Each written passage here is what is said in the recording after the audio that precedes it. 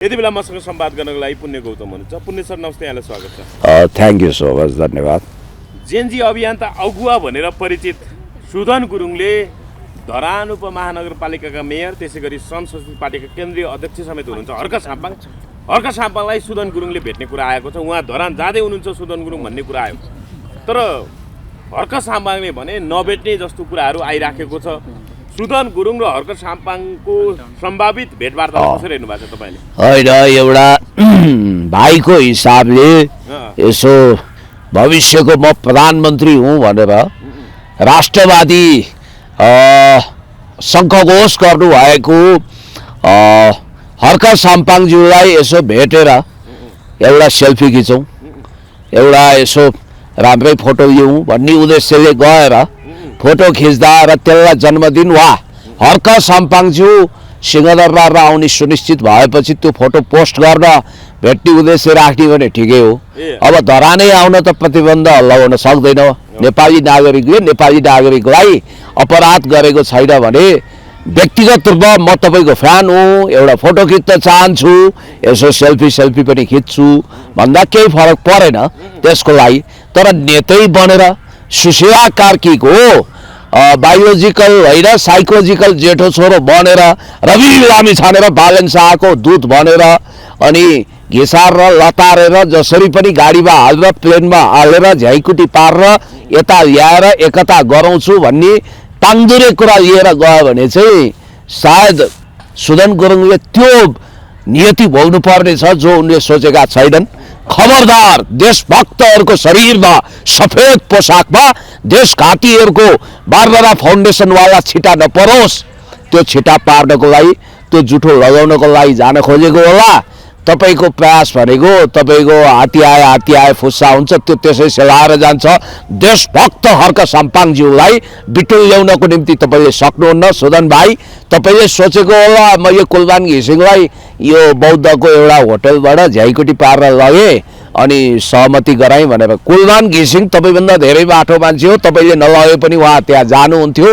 चिसै पानीले नुहाउन तयार भएको बेला तपाईँले कति न के नगरी भनेर फाइफुट्टी गरिरहनु भएको छ। हर्क साम्पाङज्यूलाई तपाईँले रवि लामी छानेर बालन शाहको मोर्चामा जस्ताको तस्तै अहिले चुनावी गठबन्धनमा ल्याउनु हो भने सुदन गुरुङलाई मेरो ओपन च्यालेन्ज छ।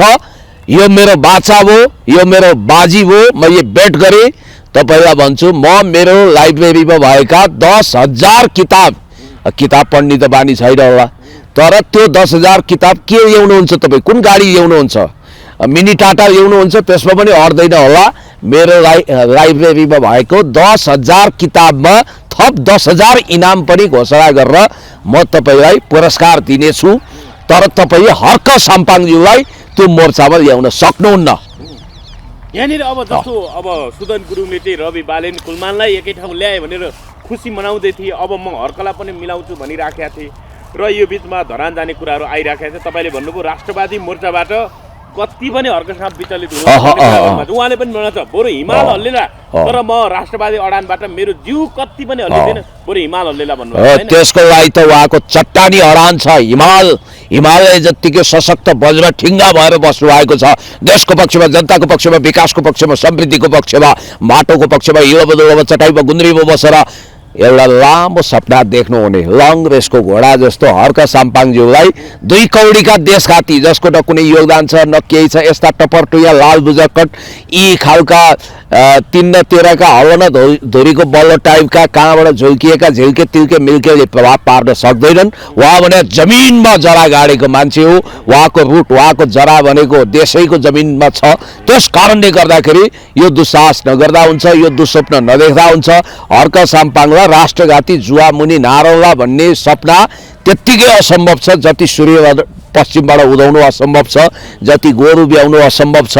त्यही भएर मैले तपाईँलाई भन्दैछु, सुदन गुरुङ भन्ने यो फाल्तु मान्छे कहाँबाट प्लान्टेड भएको हो, कहाँबाट यिनलाई ट्रान्सप्लान्ट गरेको हो, कसरी यिनलाई डेन्टिङ पेन्टिङ गरियो, कसरी अननेसेसरी स्पेस दिइयो, कसरी संविधानभन्दा माथि यिनको चोरीफोरीलाई स्वीकृत गरियो भन्नाले एउटा कुरा के थाहा पाउनुहोस् भने यिनले होला विभिन्न शक्ति केन्द्रमा म गुरुङको छोरो हो, उनी राईको छोरो, हर्क साम्पाङज्यू राईको छोरो हो, म केमिस्ट्री मिलाउँछु, म फकाएर ल्याउँछु, म पदको आश्वासन दिन्छु, हुनसक्छ उनले त्यहाँ गएर तत्काल उप प्रधानमन्त्रीमा आउनुहोस् पनि भन्न सक्छन्।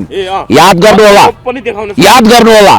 अहिले कुलमान घिसिङले के अरे यो कुलमान घिसिङलाई पनि एकदमै समस्या भइरहेछ मन्त्रीमण्डलमा। यो हर्क साम्पाङज्यू तपाईँलाई उप प्रधानमन्त्री बनाइन्छ, आउनु पर्यो, एकै महिना भने पनि खानु पर्यो पनि भन्न सक्छन्। तर याद गर्नु होला, म प्रधानमन्त्री बन्छु, म राष्ट्रपति बन्छु, म जनताबाट निर्वाचित हुन्छु भन्ने हर्क साम्पाङज्यूलाई यस्ता दुई कौडीका मान्छे जसको कुनै रुट छैन, जसको कुनै योजना छैन, मिसन छैन, भिजन छैन, पढाइ छैन, जसको कुनै वाकपटुता छैन, जसको कुनै जमिन छैन, त्यो मान्छेले झ्याइकुटी पारेर ल्याउँछु भन्नु खेर्राको बोटमा जाइफल फल्छ भन्नु जतिकै हावादारी कुरा हो।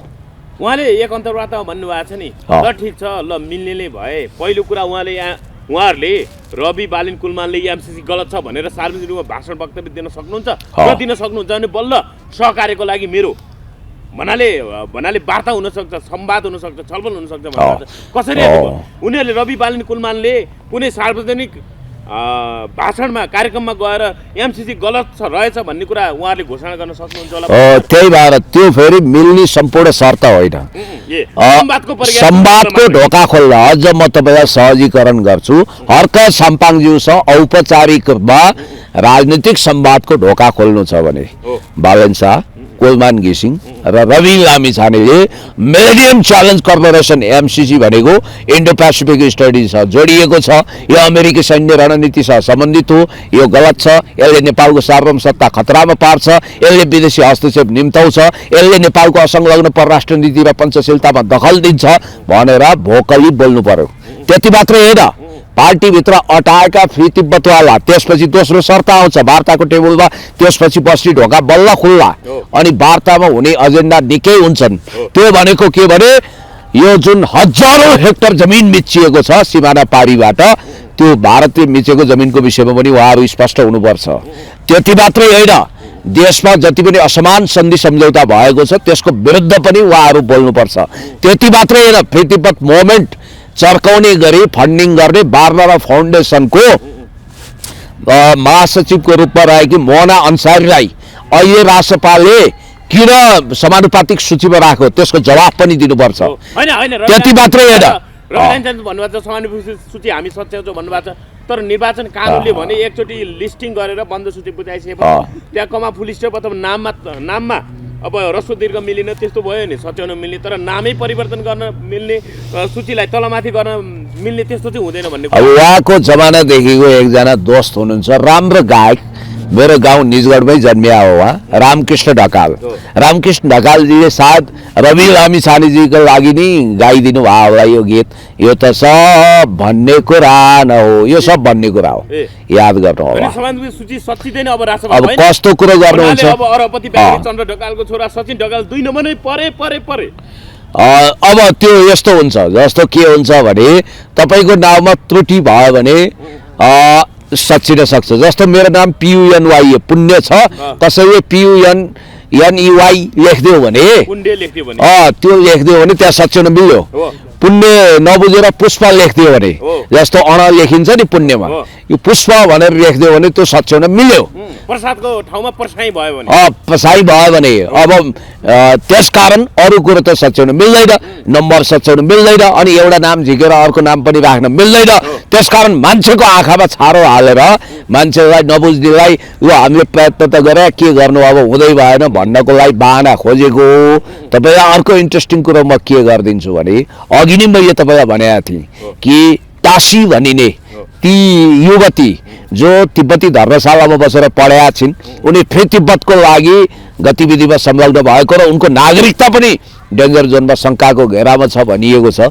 उनलाई समानुपातिकमा किन राखियो जबकि सुशीला कार्कीले समेत मन्त्री बनाउन नसकेको? यी यावत अनुत्तरित प्रश्नको जवाफ दिएपछि र आफ्नो किता क्लियर गरेपछि देशभक्तिको पक्षमा उभिएपछि श्रमप्रति प्रतिबद्धता गरेपछि बल्ल तालमेलको लागि ढोका खुल्छ। होइन भने सुदन गुरुङ जस्ता आल्तु फाल्तु मान्छे टपरटुया मान्छेले गएर अब म सुशीला कार्कीको जेठो छोरो हुँ भन्ने जन्मदर्ता प्रमाणपत्र देखाएर डिएनए टेस्टको रिपोर्ट देखाउँदै भए तपाईलाई हर्क साम्पाङजीले ल आउनुहोस् सुजनजी ओहो आउनु भएछ चिया कफी तातो चिसो के लिनुहुन्छ यार तपाईँ त चर्चित मान्छे सेलिब्रेटी भइसक्नु भएको छ झन्डै मेरो जतिकै प्रचारमा आइसक्नुभयो भनेर उनलाई त्यहाँ पुष्पवृष्टि गरिँदैन बरु गल्लीका हजारौं कुकुरहरू वाङ वाङ वाङ वाङ गरेर घुक्न सक्छन् है भुक्न सक्छन् सुदन गुरुङजी नजानु होला धरान।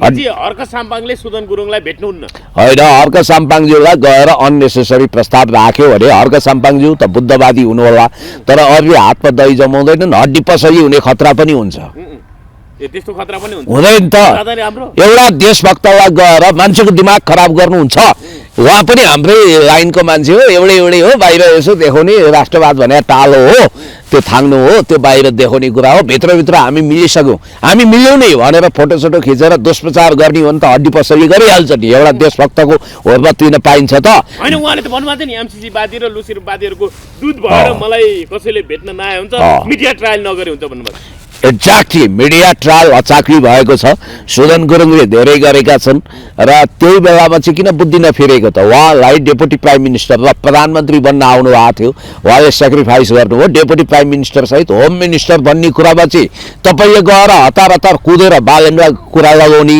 अनि नाम काट्न लगाउने अनि लुसिफरवादी ब्ल्याक इनर्जीवाला चलखेल गर्ने सिंहदरबार आगो लगाउने गिरोह छ उहाँको कसरी हस्तमिलान हुनसक्छ कसरी सहकार्य हुनसक्छ जलेको सिंहदरबार फेरि बनाउला रे जलेको बिआइसिसी बनाउला अहिलेको लागि भोट हालौँ भन्नेमा हुन्छ याद गर्नुहोला एक हिसाब किताब रेकर्ड राखिएको छ नेपाल प्रहरीलाई विवश बनाइएको छ कुनै दिन यस्तो आउनेछ जननिर्वाचित सरकारले आज नभए पनि भोलि को यो गिरोहमा संलग्न छन् आज हेर्न त राज्य कति लज्जामा छ दण्डहीनता कति मौला आएको छ खुलेआम सिंहदरबार जलाएकोमा गौरव गर्नेहरू संसद भवन जलाएकोमा गौरव गर्ने अरबौं खरबौंको सार्वजनिक सम्पत्ति र व्यक्तिगत सम्पत्तिमा क्षति पुर्याउनेहरू अहिले समाजमा हिरो बनाइएका छन् डेन्टिङ पेन्टिङ छ जेल तोड्नेहरू हिरो बनाइएका छन् त्यस कारणले गर्दाखेरि यो सबै अपराधको राजनीतिकरण जो भएको छ अब यो एकदमै विशेष आपत्तिजनकै छ। हजुर यहाँनिर अब नेकपा एमालेका नवनिर्वाचित उपमहासचिव केन्द्रीय उपमहासचिव योगेश भट्टराईले चाहिँ के भन्नुभएको छ भने उहाँले भन्नुभएको छ निर्वाचनमा उम्मेदवार बन्ने मन्त्रीहरूले तत्काल राजीनामा दिनुपर्छ भनेर माग गर्नुभएको छ। एकदम 100% त अहिले राष्ट्रसभामा दोस्रो वरियता सहित उपसभापति बन्नुभएको छ उहाँ सरकारमा तीनवटा मन्त्रालय लिनुभएको छ हेर्नुहोस् त एउटा कुरा त राजनीतिक अब अहिलेको प्रधानमन्त्रीकै सल्लाहकार राष्ट्रसभाको समानुपातिक सूचीमा भन्ने कुरा आयो जगदीश खरेल पनि राष्ट्रसभाकै अब नेता कार्यकर्ता अथवा उहाँ प्रवेश गर्ने कुराहरू आइरहेछ त्यहाँ एउटा कुरो के छ जनकजी भने मैले त यो सरकारको जगै अनैतिक र गैर संवैधानिक छ भनेको किनभने राजनीतिक सिप कौशल ढाँचा काचा दूरदृष्टि केही पनि नभएको खास गरी भन्ने भने इन्डो वेस्टले यो सरकार बनाइदिएको हो लक्की विष्टले उही भनेको अहिले पनि उनले भनिरहेका छन् यो चुनावपछि बलन शाह भन्छन् उनी बलन शाह भने बालन शाह प्रधानमन्त्री र रवि लामिछानेलाई गृहमन्त्री भनेर उनीहरूले उहाँबाट ऐलान गरिसके यिनीहरूले पहिले भिडियो तपाईले प्रमाण सहित ल्याउनु भएको थियो मैले त्यो भिडियो नयाँ शैलीमा हाल्दाखेरि त्यो भाइरल भइरहेछ अहिले हैन भाइरल भइरहेछ तपाईहरुले पनि हेरिरहनु भएको छ त्यसकारणले गर्दा तपाईलाई म के भन्छु भने हैन त्यहाँ अब बलन शाह भनेका छन् उनले हैन बलन शाह अब की बार इस चुनाव की बार प्रधानमंत्री होगा और रवि लामिछाने गृह मंत्री होगा ये इंडिया का चाहना है भनेर उनले भनेका छन् किनभने त्यहाँबाट स्पेशली र भनेको इन्डो वेस्टको नेक्सस हो त्यहाँ पश्चिमा पनि हुन्छ इन्डियन पनि हुन्छ इन्ट्रेस्ट हैन र तपाईलाई यति कुरो भनौ कि नेपालको राष्ट्रिय राजनीतिमा माइक्रो एन्ड म्याक्रो म्यानेजमेन्ट गर्नेहरू वास्तवमा देशघाती हुन् र अघि मन्त्रीहरूको नैतिकताको कुरो गर्नु भने सुशीला कार्कीज्यू तपाईलाई म सम्झाउन चाहन्छु तपाईको त्यो इन्टरभ्यूले तपाईलाई नि दिनदिनै गिजाइरहेछ हो सुन्नुस् बीबीसीमा दिएको त्यो इन्टरभ्यू मैले केहीचोटि बजाएको पनि छु देखाएको पनि छु इन्टरभ्यूको दरमियानमा। तपाईँले त्यहाँ के भन्नुभएको छ भने चुनाव नलड्ने, राजनीति नगर्ने, नन एलाइनमेन्ट टाइपका प्रोफेसनल मान्छेहरू प्रशासनबाट आएकाहरूलाई हामी मन्त्री बनाउँछौँ र कुनै पनि दिन उसको पोलिटिकल आइडेन्टिटी खोल्यो भने हामी फायर पनि गर्छौँ, अर्थात् मन्त्री परिषदबाट हटाउँछौँ भन्नुभएको छ। आज आफ्नो वचनबाट निकै गिर्नु भएको छ त। अब नैतिकताको कुरो आयो, यहाँ कानुनी कुरो पनि आयो। त्यस कारणले गर्दाखेरि उहाँले घोषित आफ्नो मान्यतालाई धोती लगाइसक्नु भएको छ। गोविन्द नारायण भन्ने मान्छेलाई, गोविन्द नारायण तिमल सिन्हा जो प्रधानमन्त्रीको सल्लाहकार छ, राजसभाको बन्द सूचीमा हुनुहुन्छ, वा समानुपातिक सूचीमा। त्यसै गरी तपाईँले देखिहाल्नुभयो जगदीश खरेलले घन्टी बजाइसक्नुभयो। अरू मन्त्री पनि उत्ताउलिएर बसेका छन्। अब यो हाम्रो भाइ हुनुहुन्थ्यो बबु गुप्ता, उहाँ पनि फेरि अब कता कता चुनाव लड्ने भन्ने कुरा आइरहेको छ। त्यसकारण अब सुशीला कार्की आफै लड्न बेर छैन भने त्यस्तै पर्यो भने यहाँ त यस्तो भइसक्यो। त्यसकारण घोर कलियुग र पाखण्ड यहाँ देखिएको छ र कुलमानजीको नैतिकता इमान्दारिता हुन्थ्यो भने उहाँले उज्यालो नेपालको संरक्षक होइन अध्यक्ष बन्न त्यही बेलामा राजीनामा बुझाउनु पर्थ्यो। उहाँले त्यो गर्नु भएन, संरक्षक बन्नुभयो। ल ठिक छ, त्यसलाई पनि बेनिफिट अफ डाउट दियो। अहिले त राजसभाको उपसभापति, दोस्रो प्रोटोकलको उपसभापतिको रूपमा नाम लेखाइसक्नुभयो, तै पनि गभर्मेन्टमा बसिरहनु भएको छ। यो कसरी भयो? यो राजनीतिक सरकार भयो कि भएन? चुनावी सरकार भयो कि भएन? चुनावी सरकार तर गैर राजनीतिक त भएन नि त। तर चुनावमा भाग लिने त फेरि राजनीति गर्नेहरूले हो नि, हैन र? तर यो सरकारको उत्पत्ति खेलबाज बेगले बरु धर्म थामेका थिए नि त।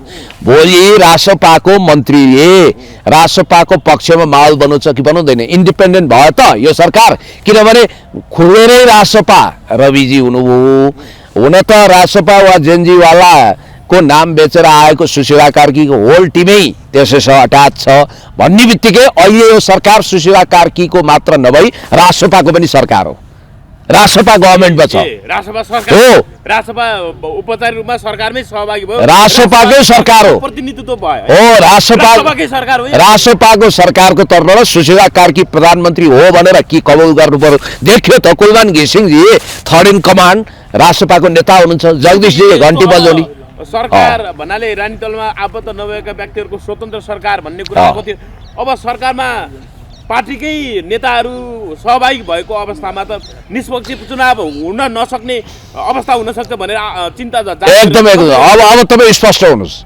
यो सरकार चुनावमाथि प्रश्न उठ्यो एकदम 100% यसको तटस्थता गुमिसक्यो, यसको न्युट्रालिटी गुमिसक्यो र यो सरकार भनेको जेएनजीको भावना र मर्मलाई आघात पुर्याएर छोरा हानेर गठन भएको, पुनर्गठन भएको राजसभाको सरकार हो। हुन त निकोलस भुसाललाई बचाउँछौँ भनेर आज कता कता वार्ता पनि गर्दैछन् रे। यो सब हेर्नुहोस्, नाटक नौटङ्की चलिरहेछ। जनताको आँखामा धेरै छारो नहाल्नुहोस्। खुरुक्क कि त घोषणा गर्नुहोस् यो राजसभाकै सरकार हो, होइन? को थप्न मन लाग्छ थप्नुहोस्। मन्त्री त बनाउँदै हुनुहुन्छ अरे तपाईँले, होइन? अझै पनि बनाउने हटाउने त्यो क्रम जारी होला। त्यस कारणले गर्दाखेरि म तपाईँलाई के भन्छु भने हर्क साम्पाङज्यूलाई बदनाम गरेर घेरा हाल्नको लागि, राष्ट्रवादी शक्तिलाई कक्राउनको लागि यो जे तमासा भइरहेको छ तपाईँले देखिरहनु भएको छ। एकछिनपछि हामी चर्चा गर्नेछौँ। काहीँ नभएको जात्रा हाँडी गाउँमा भने जस्तो भिकुटी मण्डपमा फेरि हाँडी गाउँ वाला जात्रा लाग्दैछ नेपाली काङ्ग्रेसको। भनेपछि कुलमान घिसिङ अहिलेको राजसभाको दोस्रो वरियताको उपसभापति हो। यो सरकारमा कुनै दलको सहभागिता नहुने स्वतन्त्र व्यक्तिहरूको मात्र सरकार भनेर स्वयं प्रधानमन्त्री सुशीला कार्कीले भन्नुभएको हुनाले कुलमान घिसिङले तत्काल सरकारबाट राजीनामा दिनुपर्छ, मन्त्रीबाट राजीनामा दिनुपर्छ। एकदम 100% होइन भने तपाईँले एउटा काम गर्नु पर्यो। के तपाईँ अब हुँदा हुँदा दलीय स्वरूप दिन चाहनुहुन्छ यो सरकारलाई? त्यसो हो भने तपाईँले एउटा काम गर्नुहोस्, श्रम संस्कृति पार्टीको अब औपचारिक घोषणा गर्नुहोस्। श्रम संस्कृति पार्टीका अध्यक्ष हर्क साम्पाङज्यूलाई उप प्रधानमन्त्री र गृहमन्त्री बनाउनुहोस्, सर्वदलीय बनाउने हो भने। अनि मलाई सञ्चार मन्त्री बनाउनुहोस्। तपाईँले जगदीशजी र उसलाई हटाउनुहोस्, ओम प्रकाशजीको मन्त्रालय चेन्ज गर्नुहोस्, किनभने एक्सपर्टिजमको हिसाबले भने मलाई परराष्ट्र बनाए पनि हुन्छ। अनि त्यसपछि तपाईँले अरू दललाई पनि समावेश गर्नुहोस्। हुन त अरू अब तपाईँको अहिले एक रङ्गी हो नि त, सबै राजसभाका मात्रै भयो मन्त्री। दलको त दलैको सरकार रहेछ नि यो त। तपाईँ आफै पनि त राजसभाभित्र घुस्रेर खोज्नु भएको छ। त्यस कारण म उहाँलाई अमूल्य सुझाव दिन्छु, तपाईँले मलाई पनि बनाए भयो, हर्क साम्पाङज्यूलाई पनि मन्त्री बनाए भयो। के चाहिँ आइतबार कुर्नुपर्छ त तपाईँ? है होइन भने तपाईँ यो जुन ढङ्गको एउटा सुदन गुरुङलाई जेठो छोरो भनेको छ जेएनजीका भाइ बहिनीहरू लहटेको छ। म मन्त्री बन्दिनँ, अब सिधै प्रधानमन्त्री बन्ने देशको बागडोर समान होइन यस्तो मैले अलिकति मेटाफोरिक रूपमा भने होइन पार्टीकै सरकार हो, मैले इमान्दारी पनि समावेश गर्नु भन्ने पोलिटिकल अनेस्टी देखाउनुहोस्, राजनीतिक इमान्दारिता देखाउनुहोस् भन्ने अर्थमा भने क्या। राजनीतिमा इमान्दारिताको क्यापिटल पुँजी धेरै माथि हुन्छ त्यो भन्न खोजेको के भने खानी नखानी उहाँको कुरा हो। तर उहाँले के भन्नु पर्यो भने ल ठिक छ मैले रासपालाई मन्त्रीमण्डलमा सामेल गरेँ, अब अरू पार्टी पनि आउनुहोस् है, अर्क साम्पाङजी आउनुहोस्, पुण्य गौतम आउनुहोस् भन्नु पर्यो नि हामीलाई पनि। हिजो हामीलाई त चकित बनाएको, हामीले यो बुझाएको छौँ, त्यही हो कुरा। हजुर यहाँनिर अब काङ्ग्रेसको यो लफडाको विषयमा कुराकानी गरौँ। काङ्ग्रेसले अब नयाँ वर्षकै दिन नयाँ अङ्ग्रेजी नयाँ वर्षकै दिन महामन्त्री द्वय विश्वप्रकाश शर्मा र गगन थापा गएर भिरकुटी मण्डपको हल्लै महाधिवेशनको लागि भनेर बुकिङ गरे। उनीहरूले साझा संयुक्त वक्तव्य के जारी गर्यो भने अब नियमित महाधिवेशन हुने भएन, अब अर्ली महाधिवेशन गरौँ भन्ने हिसाबले उनीहरूले त्यो तयारी गरे। तर त्यसको विषयमा पार्टीभित्र ठुलो आगो बलिराखेको छ। अहिले यसलाई कसरी हेर्नुभयो? अगाडि सुरु गरे एउटा रमाइलो भाषा प्रयोग गर्छु म, मलाई अनुमति दिनुहोस्। यसलाई अर्ली होइन कर्री महाधिवेशन भन्छु। कपाल कर्री भने घुमोर्किएको हुन्छ नि, यो गुजुल्टिया महाधिवेशन हो क्या। तपाईँको काङ्ग्रेस 2058 सालको नियति भोग्न अभिशप्त हुने खतरा बढ्यो। शेरबहादुर देउवा पनि चिन्तित भएको रे भन्ने कुरा आइरहेछ। धोली खेलको सुविधा सम्पन्न रिजोर्टमा बसेर गगन थापा लेखपढ गर्न लागिसके। केही पण्डितहरू लिएर गएर आफै त के लेख्दा हुन्, आफ्नो आर्टिकल पनि अरूबाट प्रकाशित गराउँछन्, अरूको नाउँमा अरूले लेखिदिन्छन् भन्छन्। अब उनले केही केटाहरू बोकेर त्यहाँ गएर प्रतिवेदन लेख्ने त्यो काम गरिरहेछन् भने विशेष महाधिवेशनको यो हुटुटी किन भन्दा गगन थापाले यो नियुक्ति महाधिवेशन गर्ने, त्यसमा आफ्नो नाम आफैले टाँस्ने अनि दाबी विरोध पनि हुँदैन, सर्वसम्मत रूपमा आफूलाई अध्यक्षमा नियुक्त गर्न, विश्वप्रकाशजीलाई उपसभापति नियुक्त गर्नको लागि यो खालको तारतम्य गरिएको हुन त। यो विवाद कसरी सुल्झेला त पुण्य सर? यसमा तपाईँको एउटा कुरा के छ भने गगन थापाले जेएनजीको नारा ल्याएर शेरबहादुर देउवालाई बर्खास्त गर्न खोजेका छन्। यसमा दुईटा रणनीति हुन्छ। एउटा देउवालाई गलाएर अहिलेकै समय वा एकाध हप्ता एकाध महिनाभित्र तत्काल महाधिवेशन फेरि विशेष महाधिवेशन गर्ने एउटा त्यो दाउपेच हुन्छ, एक महिनालाई सार्ने भनेर। हामी गर्दैनौँ, विभाजनको पक्षमा छैनौँ भनिरहेका छन्, तर यहाँ सानैमा बैठक बसिरहँदा रापताप निकै यो महाधिवेशन। अरे विभाजन गर्ने बिउ रोपियो कि रोपिएन, विभाजन भोलि नै होला वा पछि होला, विभाजन हुन्छ। यसै गरी गिरिजा प्रसाद कोइराला विरुद्ध शेरबहादुर देउवाले यसै गरी विभाजनको बिउ रोपेका थिए नि, चेलाएर परे।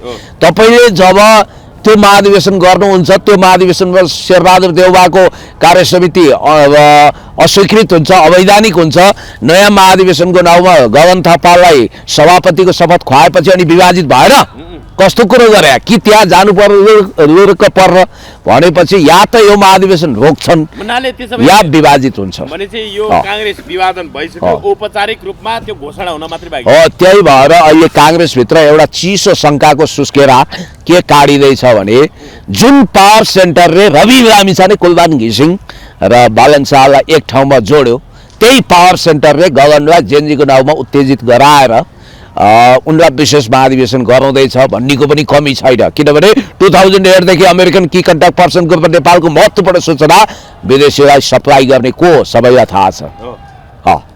यहाँनिर अब हर्क साम्पाङको कुरा गरौँ, राष्ट्रपाकी नेत्री सरिन तामाङले चाहिँ म हर्क साम्पाङलाई चुनावमा हराउँछु भनेर घोषणा गर्नुभएको को एकचोटि मेरो कानमा अलिकति एकचोटि मैले कान कोट्याएँ। के अरे नाम? सरिन तामाङले हर्क साम्पाङलाई म चुनावमा हराउँछु भनेर घोषणा गर्नुभयो। अहिले यो अच्छो खाए बच्चो खाए झुसे बारुलो भन्ने एउटा उखान छ नि, त्यो यसैको लागि बन्या होला कि हर्क साम्पाङ धराने जनताको ढोकढोकीमा बाँचिरहेको, अनि हर्क साम्पाङजीलाई हराउनै पर्ने किन? एउटा देशभक्तलाई हराउने किन यो खालको घातक कसम खाइन्छ? याद गर्नु होला, हर्क साम्पाङज्यू भनेको यो बदलामा चटाइमा गुन्द्रीमा बसेर देश जनता विकास समृद्धिको लागि आफ्नो जीव ज्यान न्यौछावर गर्ने परम देशभक्त हुनुहुन्छ र दुनियाँको कुनै माइकलाल कुनै बारातको टाँगाले वाला हल्लाउन सक्दैन। र म नेकपा एमालेका अध्यक्ष केपी शर्मा ओलीज्यूलाई पनि निवेदन गर्न चाहन्छु, महेश बस्नेतज्यूलाई पनि सुनवाई गर्न चाहन्छु, हर्क साम्पाङज्यू जहाँबाट उठ्नुहुन्छ त्यहाँ उम्मेदवारी नदेऊ।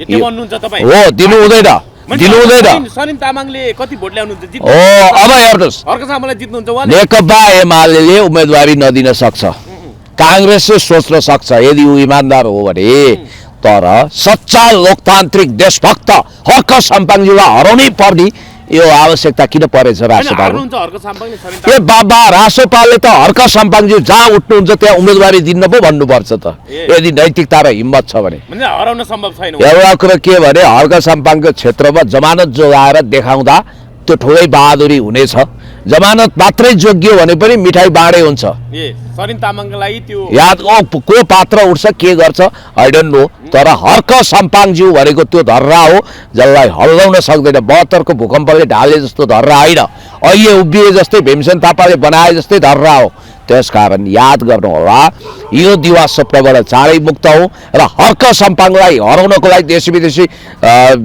विभिन्न शक्ति केन्द्र कसरी लागेका छन् पैया ठोकेर लागेका छन् तपाईँले देखिरहनु भएको छ त्यस कारणले गर्दाखेरि बरु हर्क साम्पाङज्यूलाई हुन त उहाँले मलाई लाउन छोडिदिनु पर्यो निर्वाचन क्षेत्र खाली गराइदिनु पर्यो मेरो ठाउँमा नउठिदिनु गुहार त भन्नुभएको छैन यो मेरो अपिल हो हर्क साम्पाङज्यूले यसरी लत्रेर झुकेर आत्मविश्वासहीन भएर कमजोर भएको देखाउनुहुन्न तर एउटा कुरा ख्याल गर्नु होला बुद्धि विवेकका साथ हर्क साम्पाङज्यू जस्तो देशभक्त उठेको ठाउँमा नेकपा एमाले र अरू वामपन्थी शक्ति देशभक्त शक्तिहरूले पनि ठाउँ खाली गर्नुपर्छ मेरो यो आफ्नो बुझाइ हो त्यसो भएपछि अन्य देशभक्तहरूको लागि पनि एउटा अघोषित मोर्चाबन्दी हुन सक्छ र अर्को कुरा के ख्याल गर्नु होला भने अब हर्क साम्पाङज्यू विरुद्ध उहाँहरूको मोर्चाबन्दी अहिलेदेखिको होइन घेराबन्दी बदनामी अहिलेदेखिको होइन धरानमा उहाँलाई बदनाम गर्ने उहाँलाई घेरा हाल्ने अनि उहाँले 10 रुपियाँ त्यो ट्राफिक शुल्क लगाउँदाखेरि बदनाम गर्ने यो सिलसिला उहिलेदेखि छ त्यसकारण याद गर्नु होला अच्छ्यौ खायो बच्छ्यौ खायो झुसे पारू हो त्यसकारणले गर्दा आकाशको राउ पातालको केतु एकचोटि नपरी कसरी चेतु हर्क साम्पाङज्यूसँग चुनाव लडेर हार्दा पनि भविष्यमा म त फलाना व्यक्तिसँग हारेका थिएँ भनेर उहाँको फोटो आफ्नो पूजा कोठामा राख्दा राम्रै हुन्छ भन्ने उद्देश्यका साथ त्यो प्रेरणा आएको हो भने यसको बारेमा मलाई भन्नु धेरै छैन 2079 सालमा तत्कालीन नेकपा माओवादी केन्द्रका अध्यक्ष प्रचण्डले लडेको गोर्खा क्षेत्र नम्बर 2 मा चाहिँ यो पटक चक्रे मिलन गुरुङलाई चाहिँ नेकपा एमालेबाट उम्मेदवार सिफारिस भयो भन्ने कुरा आयो कसरी हेर्नु मिल्ला चक्रे मिलन भनिने मिलन गुरुङजी जो सेलिब्रिटी ग्याङ स्टार भनौँ अथवा डन भनौँ सेलिब्रिटी हुनुभएको छ उहाँलाई योभन्दा अगाडि पनि सिफारिस गरेको उहाँको नाम त्यतिखेर भोटर लिस्टमा नाम नभएको हो कि के कारणले उहाँ उम्मेदवार बन्नबाट चुक्नुभयो अब यसपटक पनि सिफारिस गरेको भनेर विभिन्न मिडियामा आयो काङ्ग्रेसले राजु गोर्खाली राधे भण्डारी अथवा यस्ता मान्छेहरू जो ग्याङस्टार छवि बनाएका छन् अथवा डन भनेर चिनिएका छन् कसैले गुन्डा नाइके पनि भन्दैलान् उनीहरूलाई भटाभट सिफारिस गरिएको भन्ने छ अब अहिले यो घोर कलियुगमा यस्तै मान्छे चुनाव लड्न सक्ने दीपक मनाङ्गेले जितेर मन्त्री हुन सक्ने हुँदा दीपक मनाङ्गे हुन त अहिले दीपक मनाङ्गे आफ्नो कुकर्मको कारण दिल्ली बजार खोरमा छन् जेलमा छन् र उनको राजनीतिक करियर लगभग ध्वस्त भएको छ हैन यही चक्र मिलनकै काण्डले हो गरे उनी अहिले जेलमा परेको हात काटेको काण्ड अब यहाँनिर एउटा तर्क मान्छेले फ्याट्टै के गर्न सक्छन् भने भन्छु म तपाईलाई भन्छु सेलिब्रिटीहरू कोही के अरबपतिका छोराहरू प्रकाश सपुत जस्ता मान्छेहरू मिस नेपालका श्रीमानहरू सबै लड्न पाउने राजनीतिक यस्तो के तपाईको के छ भने राजनीतिको अपराधीकरण भइसकेपछि ग्याङस्टारहरूप्रतिको घातक आकर्षण देखिन्छ भारतको उत्तर प्रदेश र मध्य प्रदेश त्यसपछि यूपीमा के अरे बिहारमा स्पेसली के थियो एकताका भने अपराधीहरू जहाँबाट उठ्छन् त्यहाँबाट स्वाट भारी मतका साथ जित्थे किनभने उनीहरू साम दाम दण्ड भेद बाहुबली मनी मसल्स मासको मिसयुज गर्न सक्छन् त्यतिखेर त बुथ पनि उड्थे के अरे अहिले गाह्रो छ हैन त्यस्तो अवस्थामा सबै शक्ति सम्पूर्ण ताकत खनाएर उनीहरू चुनाव जित्थे अहिले पनि मौजुदा संसदमा करिब 1 दर्जन मान्छेहरूको छवि गुण्डा नाइकेकै छ याद गर्नु होला विघटित संसदमा पनि त्यस्ता मान्छे थिए मैले भन्दैछु अब चक्रे मिलनले उहिले चक्रे मिलन रत्ताकर डाकु वाल्मीकि भए जस्तै म रूपान्तरित भएँ भन्छन् होइन। अब उनको महान योगदान पनि छ रत्तपारको भित्तोकाण्डमा। त्यतिखेर ठुलो अब त्यतिखेर हिंसा भएको थियो र त्यसको नेतृत्व चक्रे मिलनजीले गरेको भन्ने कुरा आएको छ। अब मसँग त भेटघाट पनि भएको छ, फेरि रिसाउनु पनि होला होइन। अब म भन्छु सुन्नु, अन्तिममा म के भन्छु भने होइन यो कुरोको च्याप्टर क्लोज गरौँ न प्लिज। म आउँछु के, जब बिगिनिङ भएको छ भने यसको इन्डिङ पनि गर्नुपर्छ। यो समय चक्रे मिलनहरूको हुनसक्छ। चक्रे मिलनले उनीसँग पैसा पनि टन्नै होला, बाहुबल पनि छ, आकर्षण पनि होला, मिडियामा पनि प्रचार होला। चक्रे मिलनलाई यदि टिकट दिइयो र उनले जित्यो भने आश्चर्य नमान्नुहोस्। अब अन्तिममा यो जनजाति आन्दोलनबारे उच्च स्तरीय जाँच आयोग जो गौरबहादुर कार्कीको नेतृत्वमा बनेको छ उग्र न्यायाधीश नेतृत्वमा, उसले चाहिँ अब त्यो आयोगले पूर्व प्रधानमन्त्री योभन्दा अगाडि अघिल्लो सरकारको तत्कालीन प्रधानमन्त्री केपी शर्मा ओलीलाई पनि पत्र काट्ने भन्ने कुरा आयो, पत्र काटिँदैछ भन्ने कुरा आयो बयानका लागि। अब तत्कालीन गृहमन्त्री रमेश लेखकले त बयान दिनुभयो, त्यसपछि पत्रकार सम्मेलन गरेर मैले आदेश दिएकै थिएन गोली चलाउन भन्ने कुरा गर्नुभयो। अब केपी ओलीले बयान दिन जानु होला कि नजानु होला, त्यो परिस्थिति कस्तो होला पनि सर, के भन्नुहुन्छ तपाईँ? एमालेमै हुनुहुन्छ, एमालेको अध्यक्षलाई पत्र काटिँदैछ होइन। अब एउटा कुरा तपाईँलाई म भन्छु, होइन सुन्नु न, म साइलेन्ट बसेको होइन, म अलिकति गम्भीर भएर यसको जवाफ दिन्छु क्या। कतिपय कुराहरूमा गम्भीरता हुनुपर्छ, कृत्रिम गम्भीरता अनुहारमा दौडाएको होइन मैले। तपाईँलाई के भन्छु भने गौरीबहादुर कार्की आयोगले रमेश लेखकजीलाई पत्र काटेपछि केपी शर्मा ओलीजीलाई पनि पत्र काट्छ, बोलाउँछ भन्ने कुरो यो लगभग ओपन सेक्रेट जस्तो थियो। यो पहिला पनि आइसक्यो हो। सम्भवतः केपी शर्मा ओलीज्यूलाई आजै पत्र बुझाउने भन्ने पनि उनीहरूको तयारी होला। केपी शर्मा ओलीज्यूले पनि गौरीबहादुर कार्कीजी बरु जेसुकै गर्नुहोस्, प्राणै लिए पनि लिनुहोस्, तर गोली ठोके पनि ठोक्नुहोस्, तपाईँको अफिसमा आएर बयान दिन्न। तपाईँलाई त्यस्तो लाग्छ भने आउनुहोस् न, मेरै घरमा चिया पिउन आउनुहोस्, गुन्डोवासी हो तपाईँ पनि, तपाईँ यहीँ आउनुहोस् भनेर उहाँले भन्नुभयो भन्ने कुरो मिडियामा छ्यापछ्याप्ती छ। अब अस्ति प्रधान सेनापति अशोकराज सिग्देलजीले दिएको बयानमा अलिकति केपी शर्मा ओलीज्यूलाई अप्ठ्यारो पर्ने गरी बयान दिनुभएको छ भन्ने जनआस्थाको न्युज पनि हामीले हेऱ्यौँ। र यो सिलसिलामा भन्नुपर्दा मैले तपाईँलाई यति मात्रै भन्न सक्छु कि अब पत्र काट्ला, बयान उहाँले दिनुहोला नदिनु होला, राइट्स अफ साइलेन्स प्रयोग गर्नु होला नगर्नु होला होइन, चुपचाप लाग्ने अधिकार पनि छ। तर यो एउटा कुरा, यही कारण देशमा बवन्डर भएर चुनाव रोकिने तनाव भयो भने पनि आश्चर्य नमान्नुहोस् है। किनभने महेश बस्नेतज्यूले केपी शर्मा ओलीज्यूलाई उठाएर लगियो भने हजारौं लाखौं युवाहरूलाई सडकमा ल्याउने भन्नुभएको छ। सडकमा ल्याएपछि फेरि सुदन गुरुङले पनि के फोर्स खडा गरेर बसेका छन् रे, भिडन्तको माहौल होला के होला, यस्तो रक्तपात नहोस्। र म भन्छु अब यहाँ खाउँ भने दिनभरिको शिकार, नखाउँ भने कान्छाबाउको अनुहार, तपाईँ खुट्टा नकमाउनु भनेर गौरीबहादुर कार्कीजीले भन्नुभयो अरे आफ्नी दिदी सुशीला कार्कीलाई। कार्की हुनाले दिदी भने, तर अब के हुन्छ हेर्दै जाउँ, लेट्स सी। Thank you.